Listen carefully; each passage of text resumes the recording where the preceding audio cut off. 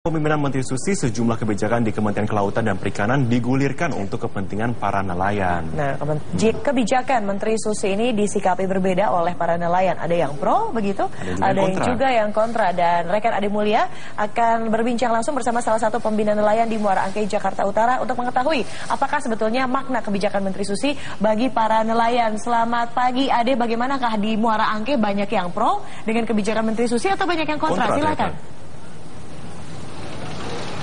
Baik Widya dan juga Marvin, selamat pagi pemirsa, selamat pagi Indonesia. Saya sedang memegang salah satu ikan hasil tangkapan pagi ini. Sayang sekali mereka sudah selesai, tapi tadi ada bongkar muat yang hasilnya lumayan banyak dibandingkan dengan periode-periode sebelumnya. Namun sebagai bangsa yang besar, sebagai bangsa maritim atau bangsa kepulauan, harusnya kita bangga karena nilai ekonomi dari maritim dan juga kelautan Indonesia mencapai 7.200 triliun rupiah per tahun. Itu artinya 4 kali lipat dari nilai APBN kita. Dan tentunya kalau dimaksimalkan atau dimanfaatkan secara optimal, itu bisa mesejahterakan bangsa ini untuk segala elemen bangsa. Dan tapi faktanya pemirsa, kalau kita lihat sejak bangsa kita merdeka, nasib para nelayan selalu terombang-ambing dalam ketidakstabilan, selalu terombang-ambing dalam kesejahteraan, begitu, selalu terombang-ambing dalam kemiskinan.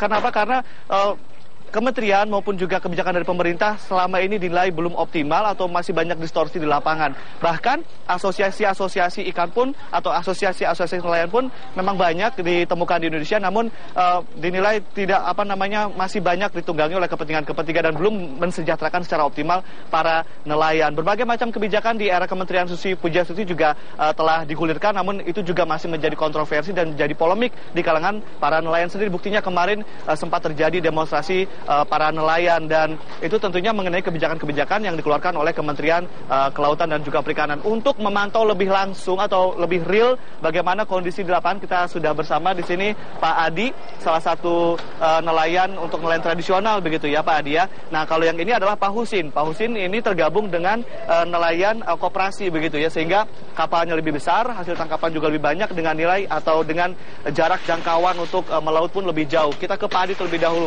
Pak Adi, kalau untuk nelayan-nelayan kecil nih, kebijakan-kebijakan seperti misalnya menenggelamkan kapal asing, lalu kemudian juga ada pelarangan penggunaan cantrang dan juga pukat harimau, ada dampaknya terhadap peningkatan? Ada sih, dampaknya ada. Itu kan kalau cantrang, pukat harimau kan itu ngerusak itu karang-karang itu. Itu sebenarnya bagus, cuman kalau mata perizinan itu yang tolong dipermudah gitu aja. Perizinan itu yang kemudian sulit untuk para nelayan. Perizinan seperti apa, Pak? Ya semacam kita kayak dokumen, surat-surat perahu apa itu kan kita harus itu. Karena kita berapa lama Pak nunggu perizinannya bisa keluar lagi? Kadang-kadang sampai 3 bulan, 4 bulan. 3 bulan, 4 bulan. Iya. Jadi setelah 3 bulan itu Bapak ngapain? Ya kita biasa jalan, cuman kan kita rada itu. Nggak ada surat izin. Iya, nggak ada surat izin. Tapi saya mendapatkan ini Pak, informasi dari Jepara, dari katakanlah Palu, katanya nilai tangkapan ikan atau jumlah tangkapan ikan meningkat. Betul begitu Pak? Coba itu Pak Husin kali ya. Enggak, mungkin nanti Pak Husin nanti ke nelayan kecil terlebih dahulu. Ini nelayan kecil. Nelayan kecil, jadi itu terlalu jauh Pak. Oke. Nelayan kecil. Oke, mungkin ke Pak Husin Pak. Ini kan dengan kebijakan pemerintah nih Pak, boleh tahu nggak sekarang itu tadi pagi baru bongkar muat, itu dapat berapa ton, lalu berapa nilai kalau dirupiahkan? Sebetulnya kalau ikan kurang lebih 4 ton. Ikan campur ada 3,5 ton, ikan tenggiri ada 5 kintal. Kalau total rupiah berapa pendapatan tadi yang tadi bongkar muat? Yang tadi bongkar itu total rupiahnya sekitar kurang lebih 15 juta. 15 juta? Bukan ratusan juta Pak? Bukan. Okay. Nanti ada lagi yang itu yang dihasilkan adalah yang dicari itu sebetulnya cumi. Cumi? Iya. Oke. Tapi dengan katakanlah kebijakan yang tidak memperbolehkan menggunakan cantrang atau pukat harimau atau troll gitu, itu penghasilan atau pendapatan ikan nelayan berkurang atau bertambah? Sebetulnya sama-sama nelayan itu kan punya inian sendiri Pak ya. Jadi masing-masing. Yang penting sebetulnya orang Indonesia pribadi udah nelayan gitu aja. Jadi jangan ada larangan apapun. Dia masing-masing. Kalau cantrang itu adanya di pinggir. Kalau pokuami adanya di tengahan. Di tengah laut. Iya. Jadi kalau misalnya dengan diberlakukannya tidak boleh pakai cantrang, itu berkurang atau bertambah Pak? Penghasilan untuk ikannya?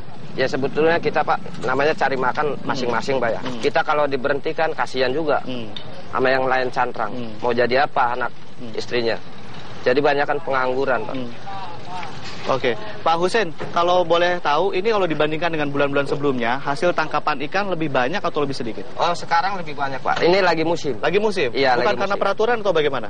Ini lagi musimnya. Lebih musim. Jadi setiap bulan Maret, April memang tangkapan lebih banyak? Sekitar 4 bulan. 4 bulan itu musim.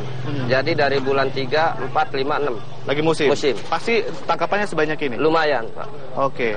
Nah, bedanya kalau dengan nelayan kecil, Pak, kalau nelayan kecil musiman juga atau gimana ikan? Musiman juga. Musiman. Musim barat, musim timur. Jadi kalau musim timur kita ada lumayan. Kalau sekarang lagi lumayan? Lagi lumayan. Tapi dibandingkan dengan tahun lalu, misalnya bulan yang sama tapi tahun lalu lebih banyak sekarang apa dulu? Kalau dulu kita belum ada ini ya, kita masih itu. Sekarang gara-gara ada reklamasi, jadi kita menurun penghasilannya. Jadi gara-gara reklamasi. Iya. Tapi kalau untuk peraturan Pak nggak boleh pakai cantrang itu? Di Jakarta nggak ada. Nggak ada pakai cantrang, nggak boleh. Luar daerah, kita nggak ada. Oke, tapi kalau dari Pak Adi masalah perizinan berarti ya harus 3 bulan ya nunggunya.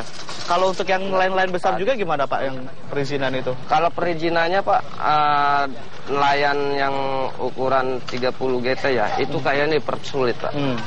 Persulit. Itu 3 bulan pun belum tentu selesai. Jadi nelayan di sini yang ada itu pada pengangguran. Oke. Anak istri yang di rumah udah izin ngitungin apa sih hari. sebetulnya Pak itu? Izin melaut, izin mencari ikan? ke laut Pak. Oke. Izin ke laut. Oke. Sebelumnya Jadi, ada izin seperti itu atau tidak dulu? Tidak ada Pak. Biasanya paling lambatnya 15 hari 15 udah hari. selesai. Jadi 3 bulan di laut, pas pulang 3 bulan nganggur juga menunggu izin. Setahun Pak. Setahun. Jangkanya itu kan setahun. Oke. Jadi setahun itu harus diperpanjang. Perpanjangan ini udah waktunya seperti STNK. Oke. Kita setahun itu perpanjang 3 bulan belum tentu selesai Pak. Oke. Jadi nganggur. Jadi memang dapat lebih banyak, tapi ternyata nunggu untuk melautnya lagi lama. Lama. Boleh tahu mungkin dulu itu tujuan peraturannya apa? Mungkin tahu nggak Pak? Kalau dulu ya Pak, peraturannya itu istilahnya ya gimana ya? Jadi percepatlah. Jadi setengah bulan selesai, udah kita langsung berangkat lagi. Nggak nunggu-nunggu lama. Oke, kalau Bapak kan, kalau saya dengar kan karena nelayan besar itu daya jangkau mencari ikannya kan sampai ke Kalimantan, sampai ke Sulawesi. Iya. Sering ketemu kapal-kapal asing, Pak? Kalau di situ jarang Pak. Jarang. Ketemu. Jarang sama kapal asing. Soalnya kalau kapal asing itu agak ke tengah sekali. Gitu. Emang lebih bagusnya kapal asing itu emang kita basmi, harus kita basmi. Oke. Kalau kita lengah, dia pasti ke pinggir. Jadi masuk ke wilayah gitu. Iya. Artinya persaingan untuk mendapatkan ikan pun. Betul. Oke, kalau untuk kebijakan penenggelaman kapal asing Bapak setuju? Setuju Pak. Yang tidak setuju adalah masalah perizinan. Oke, masalah cantrang apakah Bapak setuju? Kalau saya sih masalah cantrang silakan aja Pak. Pokoknya jangan sampai istilahnya masyarakat ini, nelayan ini jangan sampai banyak pengangguran. Tidak setuju adanya dihapus. Oke, jadi harusnya diperbolehkan saja. Diperbolehkan begitu ya. aja. Nah, kalau Pak Adi ini kalau untuk nelayan kecil, boleh tahu nggak Pak? Biasanya kalau sekali melaut rata-rata dapat berapa Pak? Ya kalau melaut itu tergantung rezeki ya. Karena kita dapat ada yang dapat 3 kintal, ada 4 kintal. Kalau dirupiahkan bisa berapa Pak? Tergantung ikannya. Kalau ikan tembang kan 1 kilonya 2.500 per kilo. Kalau dapat 8 kintal tinggal kali aja kan gitu. Kalau kembung harganya 15.000. Kalau dapat 3 kintal tinggal kali berapa kan gitu. Nah, harapan dari nelayan kecil nih Pak untuk ke depannya untuk Kementerian Perikanan dan Kelautan apa Pak? Kalau ini kan nggak masalah kebijakan-kebijakan ini katanya masih ada hal yang memang menguntungkan, tapi ada hal yang kemudian merugikan soal perizinan. Apa mungkin harapan ke depan untuk Pak Adi? Ya harapannya ya kita perahu kecil itu dipermudah masalah bikin surat-suratnya apanya kan gitu Pak. Gitu. Selama ini perahu kita kan gimana ya, kita pakai mesin kecil gitu. Terus pengaruhnya itu masalah ini aja, masalah reklamasi Reklamasi itu pengaruh kalau untuk nelayan kecil. Iya, Pak gitu. Husein, ada biaya yang dikeluarkan nggak sih kalau misalnya mau ngurus perizinan? Ada Pak. Berapa? Kalau dulu berapa, sekarang berapa? Kalau sekarang yang 31 GT sampai 60 itu 100% Pak naiknya. 100% berapa? Kalau kira-kira ya 100% jumlahnya ya 100% itu gimana ya? Jumlah ya segitu itu pokoknya dulu berapa rupiah untuk mengurus perizinan?